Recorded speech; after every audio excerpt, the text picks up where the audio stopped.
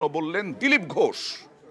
আমি আবেদন করব আমার কংগ্রেস আর সিপিএম এর বন্ধুদের কাছে, যারা ভোটার তাদের বলবো আপনারা মোদির সঙ্গে থাকুন, মোদির হাত শক্ত করুন।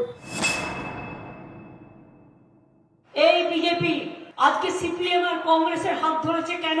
ওরা চায় সংখ্যালঘু ভোটটা কংগ্রেস আর সিপিএম নিয়ে নিক, যাতে তৃণমূল জিততে না পারে। আর তৃণমূল ছাড়া ওরা কাউকে ভয় পায় না। আর বাংলায় জেনে রাখবেন, আমাদের সাথে সিপিএম এর কোনো সম্পর্ক নেই। দিলীপ ঘোষের অবশ্য অন্য ব্যাখ্যা। জন্য আজকে টিএমসি এখানে রাজত্ব করছে।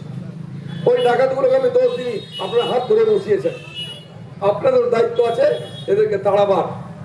তাই আমি বলছি রং করে দেখবো, আবেদন করব আমার কংগ্রেস আর সিপিএম এর বন্ধুদের কাছে, যারা ভোটার তাদের বলবো আপনারা মোদির সঙ্গে থাকুন, মোদির হাত শক্ত করুন।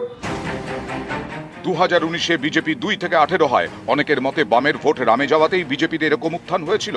ভোটের ফলেও এটা স্পষ্ট। 2016-র বিধানসভা ভোটে বামেরা পায় 25.7% ভোট। 19-এ যা কমে হয় 7.5%, অর্থাৎ বামেদের ভোট কমে প্রায় 18%। আর 19-এ কংগ্রেসের কমেছিল প্রায় 7% ভোট। দুদল মিলিয়ে ভোট কমে প্রায় 25%, আর 16-র তুলনায় 19-এ বিজেপির ভোট বাড়ে প্রায় 30%। ভোটের এই অঙ্কেই স্পষ্ট বামেদের ভোট গেছে বিজেপির ঘরে। পর্যবেক্ষকদের একাংশের মতে 21-এর বিধানসভা ভোটে কিন্তু বাম ভোট সেভাবে রামে যায়নি। ভোটের ফলও সে কথা বলছে। 19-এর তুলনায় 21-এ বিজেপির ভোট কমে প্রায় 2%, তৃণমূলের বাড়ে প্রায় 4%। বাম এবং কংগ্রেসের ভোট কমে 2% করে, অর্থাৎ মিলিতভাবে 4%। পর্যবেক্ষকদের মতে বাম কংগ্রেসের এই 4% ভোটের বেশিরভাগটাই গেছে তৃণমূলে। ফলে 19-এর তুলনায় 21-এ তৃণমূলের ভোট বেড়েছে আর বিজেপির কমেছে। পর্যবেক্ষকদের একাংশের মতে এই অঙ্ক মাথায় রেখেই বিজেপির একাধিক নেতা নানা সময়ে বাম ভোটকে রামে আনার ডাক দিয়েছেন। যেখানে যেখানে বামপন্থী ভাইদের যত পার্টি অফিস রয়েছে তৃণমূল কংগ্রেস দখল করেছে, তারা উদ্ধার করতে না পারলে নির্বাচনের ফল প্রকাশের পর ভারতীয় জনতা পার্টি সেই সব পার্টি অফিস উদ্ধার করে বামপন্থী ভাইদের হাতে তুলে দেবে। কিন্তু অনুরোধ একটাই, ভোটগুলো নষ্ট করবেন না।